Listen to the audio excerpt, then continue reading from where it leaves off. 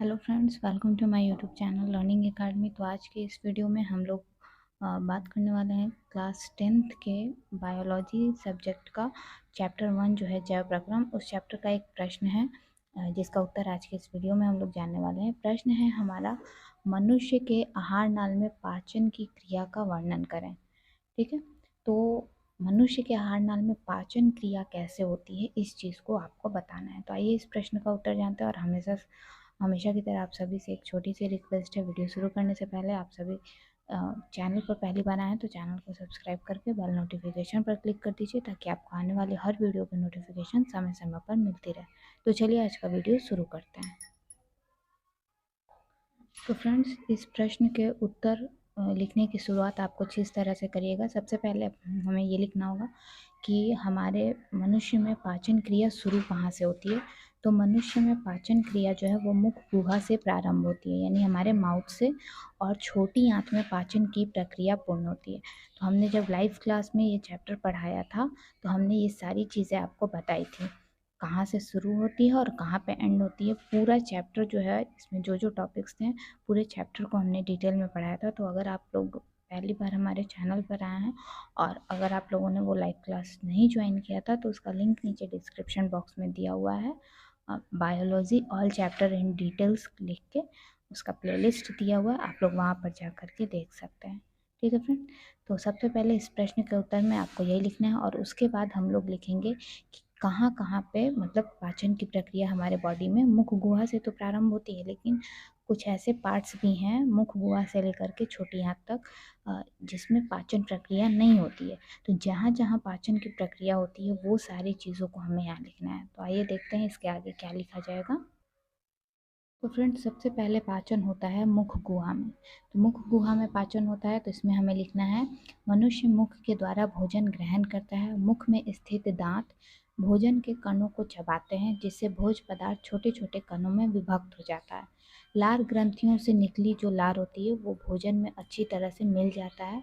लार में उपस्थित जो भी एंजाइम होते हैं वो भोज्य पदार्थ में उपस्थित मंड, या जिसको स्टार्च भी कहते हैं उसको, और शर्करा जिसको ग्लूकोज कहते हैं उसमें बदल देता है। तो ये कौन करता है? तो लार में उपस्थित जो एंजाइम होते हैं वो करता है।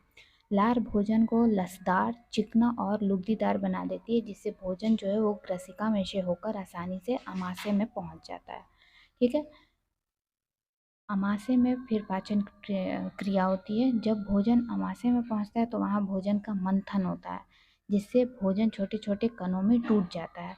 भोजन में नमक का अम्ल मिल जाता है, और जो भोजन जो होता है उसको अम्लीय बनाता है तथा भोजन को सड़ने से रोकता है, यानी कि हमारे बॉडी में भोजन जो है वो खराब ना हो।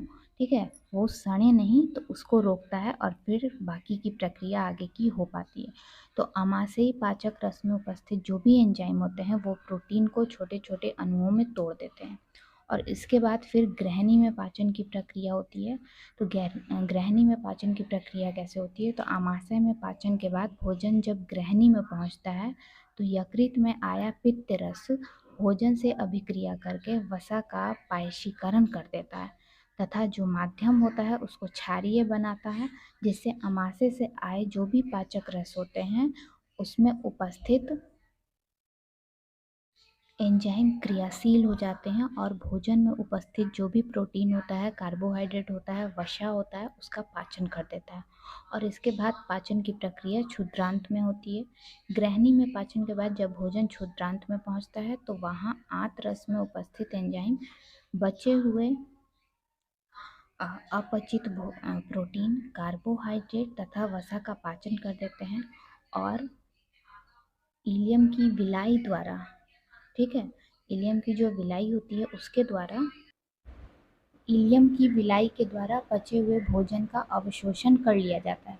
ये इलियम विलाई जो है, इलियम क्या है तो हम आपको बता दें कि छोटी आंत जो कि 3 भागों में बटा हुआ है, तो उसका सबसे तीसरा जो भाग है वो इलियम होता है। और एक तरह से कह लीजिए कि जो हमारा छोटी आंत है जो 3 भागों में बटा है, उसका सबसे ज़्यादा पार्ट जो है वो इलियम ही होता है। तो इलियम की विलाई द्वारा पचे हुए भोजन का अवशोषण कर लिया जाता है तथा अवशोषित भोजन रक्त में पहुंचा दिया जाता है। ठीक है, बड़ी आंत में चूँकि पाचन की प्रक्रिया यहाँ पे कंप्लीट हो गई है, ठीक है। लेकिन उसके बाद की जो क्रिया होती है वो क्या होती है, तो क्षुदांत्र में भोजन के पाचन और अवशोषण के बाद जब भोजन बड़ी आंत में पहुँचता है तो वहाँ पर अतिरिक्त जल का अवशोषण कर लिया जाता है, यानी कि जो ज़्यादा अतिरिक्त जितना होना चाहिए उससे ज़्यादा जो जल होता है उसका अवशोषण कर लिया जाता है और बड़ी आंत में भोजन का पाचन नहीं होता है, ये आप ध्यान रखिएगा। भोजन का अपशिष्ट भाग जो कि खराब हो, मतलब कि सारी प्रक्रिया होने के बाद जो अपशिष्ट पदार्थ बनता है वो यहाँ पर एकत्रित हो रहता है तथा समय समय पर मल द्वारा शरीर से बाहर निकाल दिया जाता है। इस प्रकार पाचन क्रिया जो है वो पूर्ण होती है। तो फ्रेंड्स, उम्मीद करते हैं आपको बिहार बोर्ड कक्षा 10वीं के बायोलॉजी सब्जेक्ट का चैप्टर 1 का जो ये प्रश्न है उसका उत्तर मिल गया होगा और अच्छे से समझ में आ भी गया होगा। तो फ्रेंड्स, अगर आपको कहीं कोई डाउट हो तो आप लोग नीचे कमेंट बॉक्स में कमेंट करके पूछ सकते हैं। वीडियो पसंद आया तो वीडियो को लाइक शेयर, चैनल को सब्सक्राइब करना बिल्कुल मत भूलिएगा। मिलती हूँ नेक्स्ट वीडियो में एक नए प्रश्न का उत्तर के साथ। तब तक के लिए take care, bye bye and thanks for watching.